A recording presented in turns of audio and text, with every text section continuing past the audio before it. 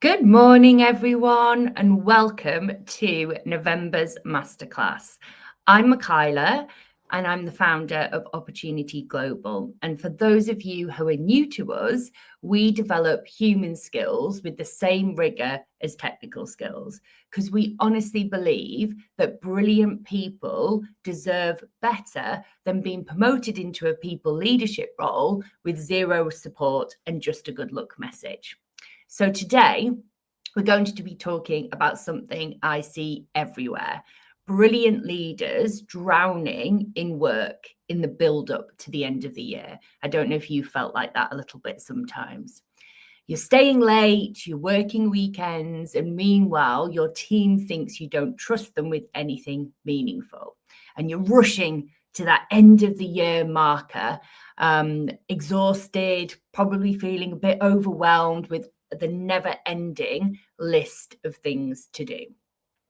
And often in those situations, we're actually not letting go and we're trying to control everything. Yeah. So today, I would love you for the next kind of 30 or so minutes that we'll be together, just to turn off any notifications, get really present with me today. You can pop any questions into the comments. And if you really, really struggle to think about anything to ask me from today's session, you can also always chat to me about goats, because I am a goat herder, if you didn't know that already. So we'll dive into today. But if you did want to connect with me on things like LinkedIn or Instagram, feel free to, because we share loads of different content about human skills, about leadership, and how we can all better show up for ourselves and the people around us in the workplace. So we're going to dive into what we've got planned for today, which is very exciting. So often, and I don't know if you've ever kind of experienced this when you've been thinking about delegating, or you've had like a never-ending to-do list and you think, oh gosh, the next thing I need to do would be explain this to someone before I can really hand it over. And so often we don't delegate because we think that it's quicker to do these things ourselves, right? And that moment when you do delegate something and it's maybe not being done as quickly as you think you would do it, or it might be being done in a way that you would do differently.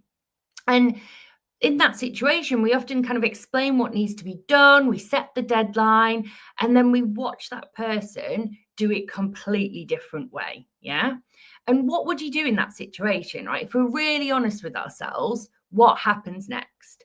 And if you're anything like me, in my early days of leadership, you may swoop back in, take back that task or that project or that activity, and you do it yourself.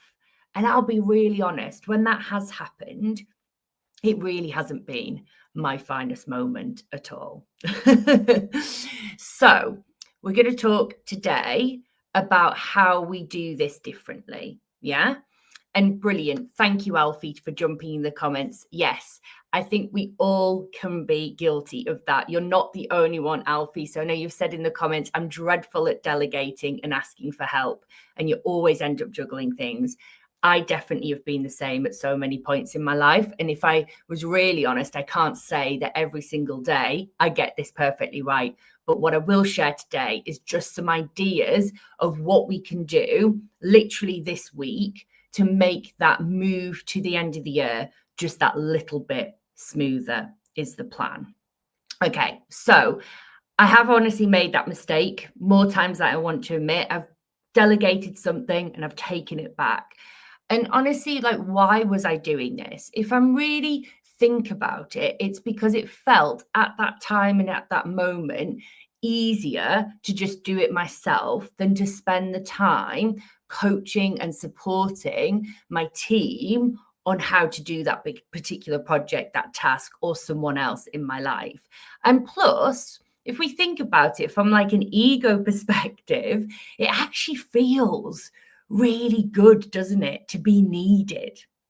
And the problem is that if we're being needed for everything in our lives and in the workplace, it means that we truly are not available for anything because we're just being pulled in so many different directions that actually it's really hard to be present, to be the most effective that we can be, and to have the impact that we want to have in the world as well. So let's dive into a couple of things that are going to help us with this. So I honestly believe that the things slowing us down most of the time in the workplace and causing the biggest conflicts when it comes to either delegating or just general communication, it often comes down to this one issue, and it's lack of clarity. So no matter how advanced your project management software might be, or you might have the most comprehensive standard operating procedures in the world, or you might have the most beautiful planning system for tasks and activities, if we're not also investing time and energy into clear communication, the rest, it just doesn't matter. We're wasting our time, our money, and our resources. So clear is kind. The brilliant Brené Brown coined this in one of her books, and it's honestly become a guiding principle for me in everything I do, whether that's delegation, giving feedback, setting expectations. For me, clarity, it's a love language. And as a leader, one of the worst things we can do is leave our team, our suppliers, our customers, the people around us guessing what's going on. And if we really think about it, we've probably all been at some point in our lives on the receiving end of vague delegation, where maybe the task isn't as clearly defined, the deadline is a bit ambiguous, a bit uncertain, or the communication plan around it is just non-existent. And what happens is that leads to frustration, inefficiency, and often a bit of a sense of chaos, actually, that no one quite knows what's going on, no one quite knows what's expected of them.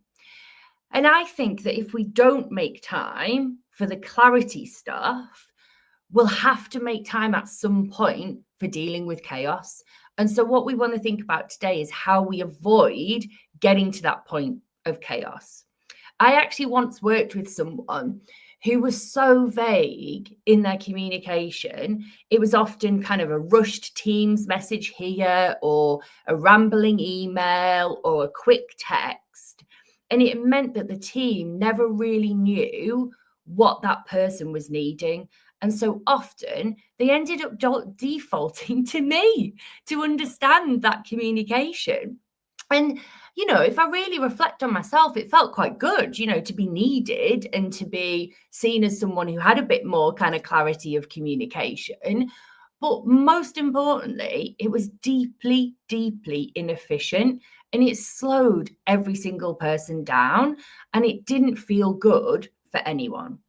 So today we're going to talk about how we overcome some of these issues around clear communication. But what I also want us to think about is when we delegate, yes, communication is really important, but it's also really important as we move to the end of the year that we also have some boundaries in place as well, because often we forget to have the boundaries, and it's that causes this kind of December hell, is what I call it. So does anyone else ever struggle with boundaries, or is it just me?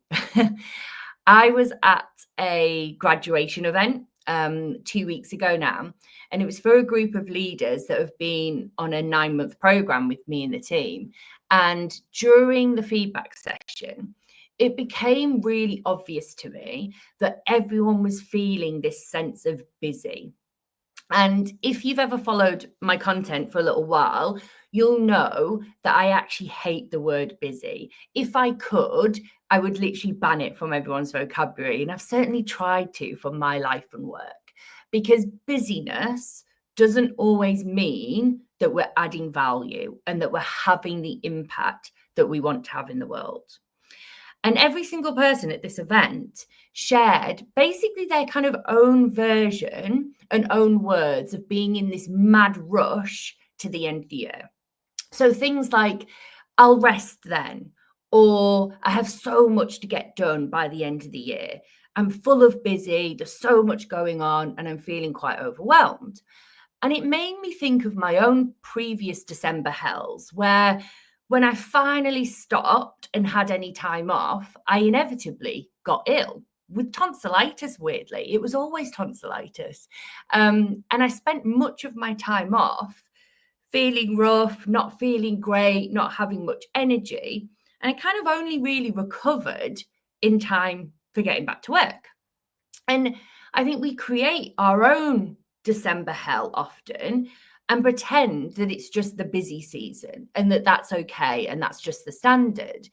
But when we, as leaders and managers, when we push through exhaustion, your team is watching this. You know, they're seeing you get more irritable, more tired, more worn out, and they start to think that's the standard of what's the expectation is or how we all are operating.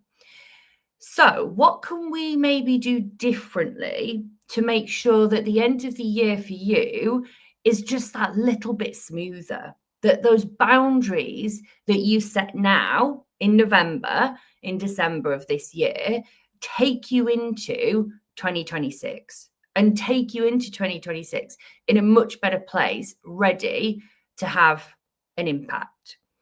So that's the plan for today. Now, I know we're committing to quite a lot here, right? We've only got probably just over 30 minutes together, but some of this stuff will just be introducing you to some ideas that you can then really go away and think about how you can implement in your own way, in your own workplace. Because this stuff, it doesn't have to be complicated, right? I don't believe in complicated loads of theory, right? The theory's good, but the theory has to be backed up by really practical stuff that you can actually go away and implement, and you can support your team in implementing too. So today, in that spirit, we're going to keep it really simple. We're going to cover just 3 things that will change how you work. And the first of them is stop being everyone's hero. Right? I'm going to show you why that hero cape that we're all wearing is actually one of the biggest things holding you back. The second thing we're going to talk about is a delegation framework that actually works. So it's no more of that taking things back or leaving people guessing, just really simple steps to take to make your delegation just feel so much better for you and the people that you're delegating to. And then the third one, we're going to talk a little bit about boundaries and setting them so that they stick. So not just thinking about them, but actually starting to implement them. And again, this is all practical stuff that you can use this week. So let's dive into the first one.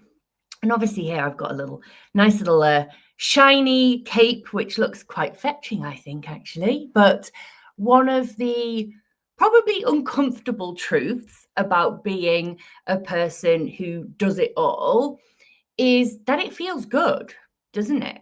Being needed, being the go-to person in your organization, being the one who knows lots of the answers, fixes all the problems, swoops in to save all the days. And I get it, right? I really get it. That hero cape becomes part of our identity. And letting go can actually be quite terrifying, because what if our team, our business, our organization doesn't need us as much anymore? And I do genuinely believe, but if we try to be needed for everything, it does mean we can't be available for anything. And while being a hero, it might feel, quite good in that moment, it's actually one of the fastest paths to burnout. And I think it's one of the biggest barriers to your own personal growth, as well as the growth of your team and the people around you. So my rule now that I'm trying to commit to every single day, but I'll be honest, some days it is really challenging to do. This is constant work. This isn't just learn it, implement it, and everything's fixed. But my rule now is to delegate like I mean it. So if I'm not the best person for it, or if it's not a high value activity, or if someone else could just do it, often better than me, then it's going to them, right? It sounds easy, but I'm going to show you how to do that more effectively, because it isn't always easy to do that when we are up against it and there's pressure and there's time that we need to commit to. Okay, so one of the first things to do is to get really honest about what you should actually be doing for your team in your workplace, and get really honest about your zone of genius. So where do you add the most value? What high impact revenue generating activities really light you up, and what might feel quite effortless to you but amazing to other people around you? So think about that in the context of your workplace. What are the things that you can have the most impact on, the high value stuff? And then this is the harder part. We've got to delegate everything else, like everything else, even the stuff that you're good at. Because being good and capable of doing something, it doesn't necessarily mean you should be the one doing it, right? And I do think our jobs as leaders, it's not to be the best at everything. It's to build a team of people around you that are better than you at very specific things. So have a look at your to-do list right now, either while you're on this masterclass or watching the playback, find one thing that someone else could do, maybe even better than you, and then let it go completely. No taking it back when they do it differently than you would. Really try and think about how you can let that go. And don't worry, you're not alone in this. I'm going to give you a really simple 3-step delegation framework to just make that a little bit smoother. So, step 1, get crystal clear. Like, it sounds obvious, doesn't it? But how often do we send a quick Teams message, drop a quick email, and miss the stage of having a really clear, real conversation with someone about what that delegated item is, whether it's a task, a project, whatever it might be? So I really encourage you to think about how you can have more real conversations, not email chains, but be really specific about what you want, when you'll need it, and most importantly, why it matters. Because I think sometimes we forget to give people the why behind the project, the activity, the task. And so when that context is missing, it's actually really difficult for people to understand, where that fits into the rest of the things that they're working on. So what's the urgency level? How do I reprioritize if I don't have the context? So get really crystal clear with people about what that looks like. Step 2, this is actually leans into our setting boundaries bit. So, have a think about and really share with that person in this conversation when you're delegating. What decisions can they make without you being involved? What does need your input still? And agree together some realistic timelines, commit to that deadline. And I think one of the things that we sometimes forget to do, and I definitely see this with the different leaders, managers, contributors that we work with in workplaces, that we sometimes forget to schedule the check-ins. And I think that's sometimes where frustration can come. I don't know if you've ever been in the situation, and I know I have, where I've delegated something. I think I've been really clear on deadline and stuff, but I'm getting a bit maybe nervous, a bit unsure about what progress that person's making. And I feel like I'm the one chasing them for an update. And for me, that just never feels good. I get quite frustrated when that's the situation. So I really recommend, again, simple stuff, but schedule in what those check-in moments are that you expect, so that you're not left wondering what progress they're making, where they're up to with that particular project or task. And for the other person, they're super clear on your expectations. And it just means that there's that real clarity between the two of you of what you're expecting and what the communication plan is throughout this delegation. So really think about how you can do that and set that in place. Now, the final one is probably one of the hardest, is let go and then stay out of their way. So the fastest way to kill someone's motivation or engagement is to take back what you've delegated to them. So if you've done your great job as a leader, you've hired people that are better than you at certain things. You've also coached, you've supported those people. And so then getting in their way is like hiring Gordon Ramsay to be your chef and then telling them how to chop an onion. It makes no sense, right?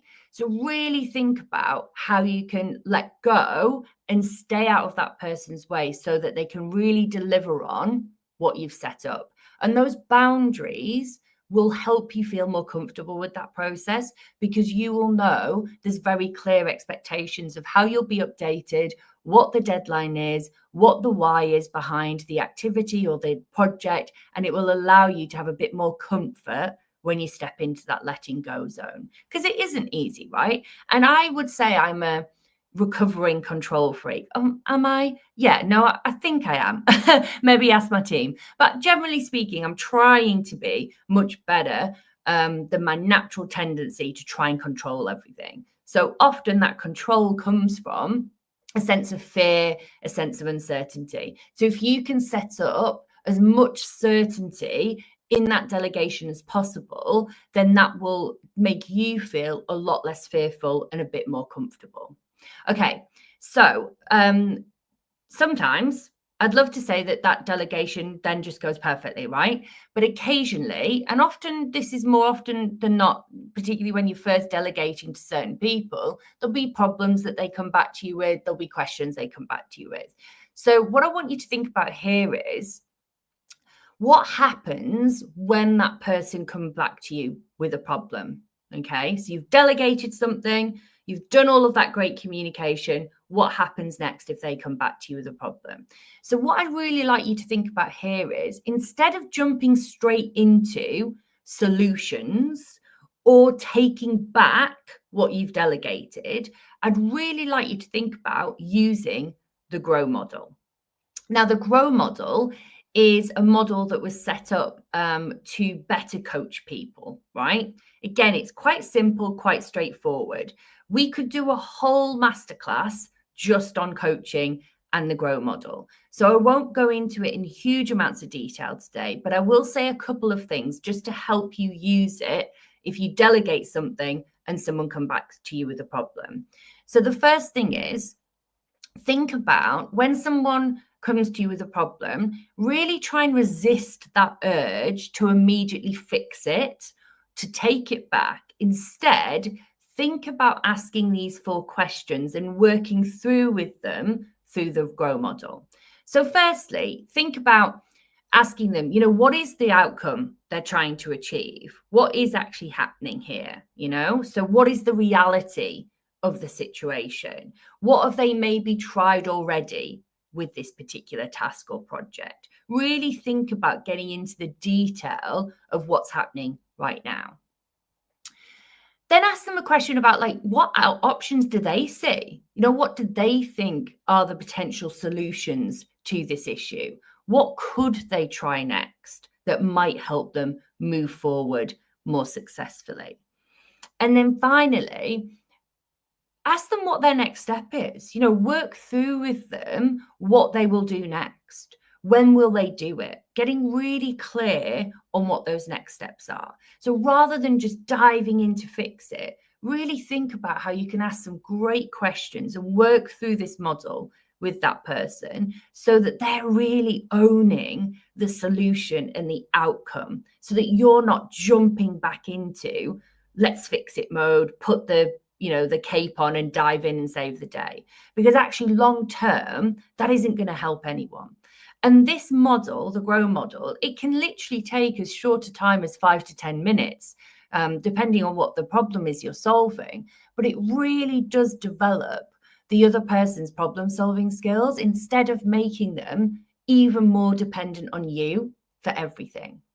And often they'll come up with way better solutions than you would have, because they're much closer to it. They've been working on this task, this project that you've delegated. So they're much closer to what the answer might be. And you can just help them work through that. So you move into that coaching leadership style rather than being solution focused and very directive in your approach. So think about that next time someone comes back to you when you've delegated something. Okay. So, and again, we'll probably cover that in a future masterclass because I'm conscious it is something that often comes up for people, those coaching skills. So we will do a deep dive on that sometime soon. Okay, so confession time for me. I once had a team member who came to me looking completely stressed out and said to me, I have absolutely no idea what you actually want. And ouch, that did hurt my little ego a little bit, I have to say. It wasn't my proudest of leadership moments.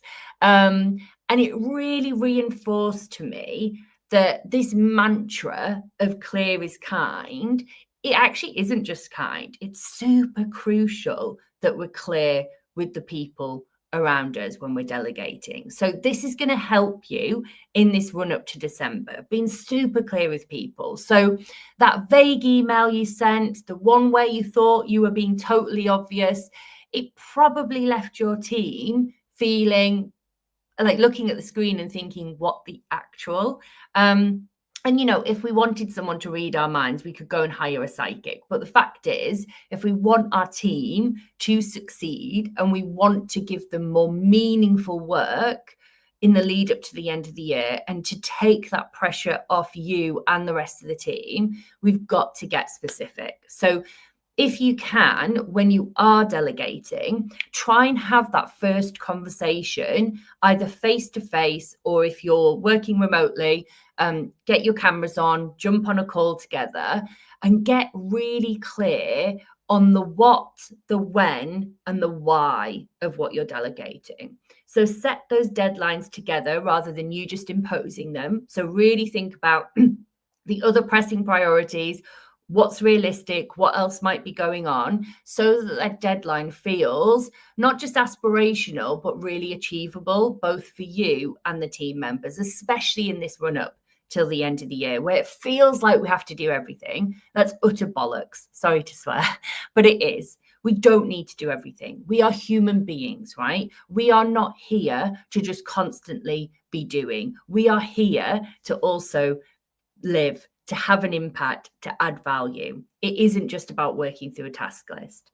So the other thing to think about, and I have, thought this before, like, please, when a team member asks you questions, and maybe many questions when you're delegating something to them, don't just sigh and think, gosh, if they were any good at their job, they wouldn't need to ask all these questions, right? Because I honestly believe when people are asking questions, that means they really care about getting this right. So give them space to ask those questions. And I've got here for you just 3 questions that I really like to use when I am delegating something, because I do think it really helps gain that clarity, and it helps you ensure that the other person is super clear on expectations. And actually, I think it gives you that bit of reassurance, especially when we are struggling to let go of stuff. So the first question is super simple, but once you've had that discussion, you've delegated the task, you've been really clear on what's needed on the project, ask them, can you walk me through how you're planning to approach this? I think that's a really great way of checking back with them that they understand the objective, they understand the expectation, and they actually understand the why behind what they're doing. And I think that gives you that reassurance. The other great question, and I think this is a question we should be asking our teams day in, day out. What do you need from me to be successful? Yeah. What do they need from you as a leader, as a manager, to be able to do this really successfully? I think sometimes we forget to ask that question, and it does make a big difference, because then we know what some of the gaps might be. We know what some of the questions or boundaries are that they don't feel able to answer. So if we can deal with them then and there, it makes the process so much smoother. And then longer term, over time, we get into the habit of doing this, and it becomes a really nice cycle of communication. The final question, which I love to ask, is, what does done look like to you? Now, the reason I ask people that when I'm handing over a project or a task or I'm delegating something is because you then can get real clarity and really exact on what they think the outcome is that you're looking for. So rather than anyone making assumptions, me assuming they understand what I'm talking about, or them assuming that the outcome is X, we can just get real clear on what that looks like for them. And then hopefully the answer, you've done all your communication so well that actually it's exactly what you're hoping for. But if it isn't, that's still a good outcome, because you've got that space to have the conversation about, okay, what actually does need to tweak and change so that it does feel done for everyone involved. So really simple questions, but these 3 questions help us get intentional about how we're delegating. So rather than just that quick Teams message, that quick email to someone because we're full of busy, we're racing to the end of the year, what we do here instead is we take a pause, we get really intentional about how we're going to delegate something, and we ask great questions to ensure that the other person is super clear on expectations. Again, simple stuff, but these 3 questions, I think, are really powerful for gaining clarity. Okay, we talked briefly before about boundaries. So I just want to kind of close out on that and into some 3 things that you can do today to just help you set up the rest of your year. Okay, so when we think of boundaries, they need to start with an open conversation, right? So getting really clear on boundaries and expectations, it makes such a difference to our daily life at work. And I think we need to start being a bit more honest about the things that we will and won't do.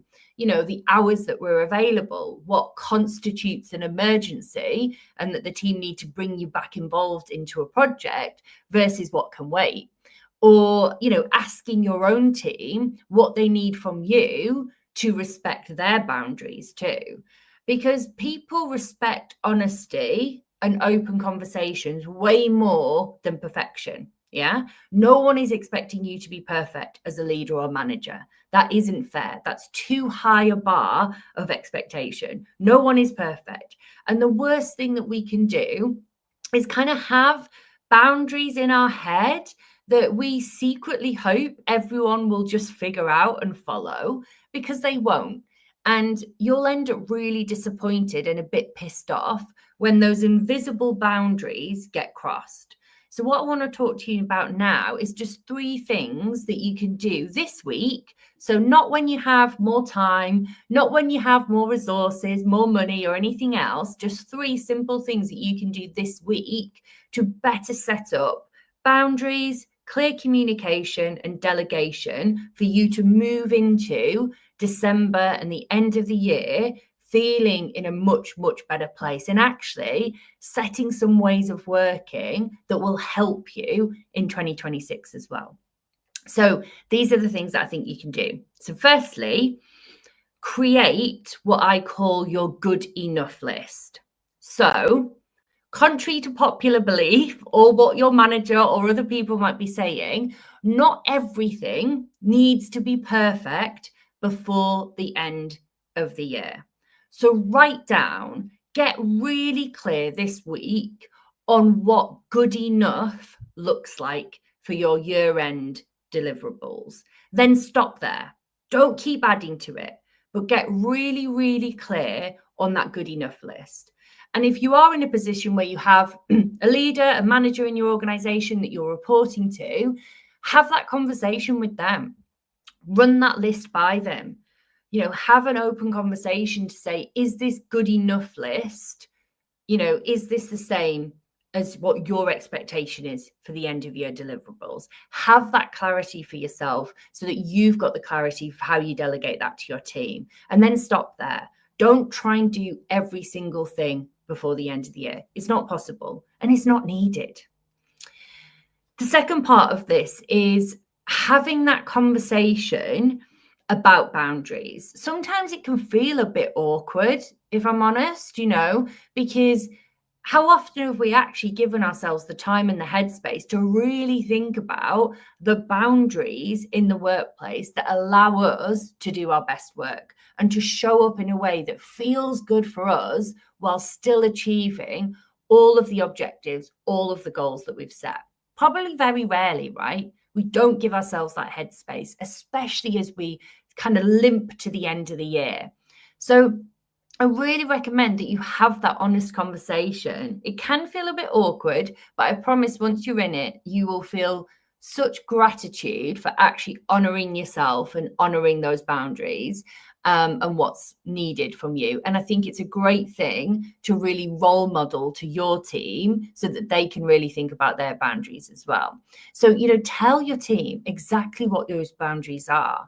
If it's that you won't be checking email after a certain time, or if it's that the December deadlines need to be super realistic, not aspirational, that clarity prevents further chaos. So understand and take the time of what those boundaries look like for you and why, and then spend the time understanding what they look like for your team as well, and then communicate those across so that people are really, really clear, not only on expectations, but also the boundaries in which we're all operating before we go to the end of the year.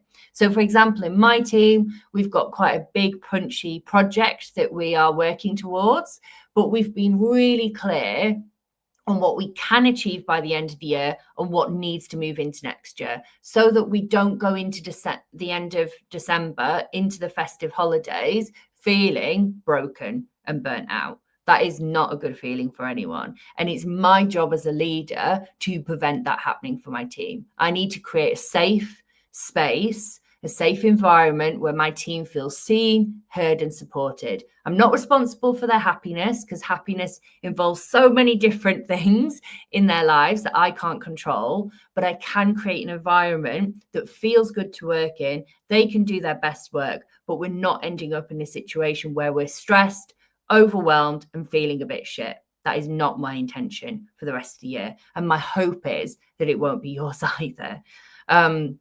So the third thing is, ask great questions of your team, not just the kind of general, how are you? Ask your team, what is the best way for me to communicate with you? When I am delegating things to you, what's a good way of doing that? What has worked well in the past when I've delegated something? What's maybe not worked so well? And getting really clear on that helps us to improve our communication all of the time. But one of my favorite questions, and I touched upon it earlier, is, what do you need from me right now as a leader? Ask that question and then stop talking. Really listen to what they tell you, because I think that will help you plan and prepare better for the rest of the year and that move towards December. Yeah. So ask that question. What do you need from me right now? How can I make the rest of the year more successful for all of us? Okay, I'm over time. I'm conscious of that. I'm so glad, Alfie, you've had a good time on our session today. So thank you so much, people, for joining us. I'm just going to do a very quick wrap up, and then I will let you get on with the rest of the day, everyone. So sorry, we are a bit over time, because I am a bit of a chatterbox. I love this stuff. I get a bit excited. So just to touch on quickly before we close out, there's a lot of gurus out there, a lot of leadership, management people. There's loads of books, and I'm probably going to go against what some of them say, but hey ho, I believe something a bit different. So when it comes to motivating other people, when it comes to motivating and engaging your teams in the lead up to Christmas and the festive period, I believe that you can't actually motivate another person. I think that is out of our control. But what we can do as leaders and managers is create that environment where people feel heard, understand their why, and could do their best work. And that real engagement bit, when we do effective delegation, it happens in those everyday moments. So it's those moments when you truly listen to understand, not just to respond. It's when you create that space for people to have a voice, to be able to speak up. And when you really focus on building trust in a team. So when we treat each team member as a unique human in our delegation, it means they don't just feel like just another resource, but the delegation is much more effective. So rather than having like a blanket approach, really think about and spend time with your team understanding how you can better delegate to each of them. So it's not about the fancy perks. It's not even about the festive party or pizza Fridays. It's about how you show up in those small moments that really tell your team that I'm listening and that I trust you. So that communication and clarity bit is super, super, super key. Okay, so I'm not saying in this session that boundary setting and delegation is easy. This is a constant practice, right? This is constant work. They're not easy, but neither is spending your festive break recovering from tonsillitis or whatever other ailment might hit you because you've run yourself into the ground. So your future self and your family and team will thank you for having those conversations with your team now instead of burning out later. So remember, those leaders that do set boundaries, that do delegate effectively, they work smarter. They come back in January feeling refreshed rather than dreading the return. So stop trying to be everyone's hero for everything, and instead start being that leader your team actually wants and needs, and the people around you will really benefit from that. So thank you so much for joining us today. As ever, it's been glorious to be here with you. If you would like some more practical leadership tools like this, make sure that you've signed up to our newsletter. There's a QR code here for you to use. And of course, you can follow me on socials, and very happy to answer any questions. One thing I would love you to do is share back with me, either in the comments or drop me a message on socials to let me know just one thing that you think you can implement this week that is going to better support you, either in setting a boundary or being able to delegate a bit more effectively, so that we aren't saying it's just quicker to do it myself, and that we're not limping to the end of the year. It feels a bit smoother and it feels better for you. So thank you again. And I would love to hear you. So keep in touch, and we'll be back again next month with another great series in our masterclass. I really enjoy doing them. So thank you for being here. Have a wonderful day.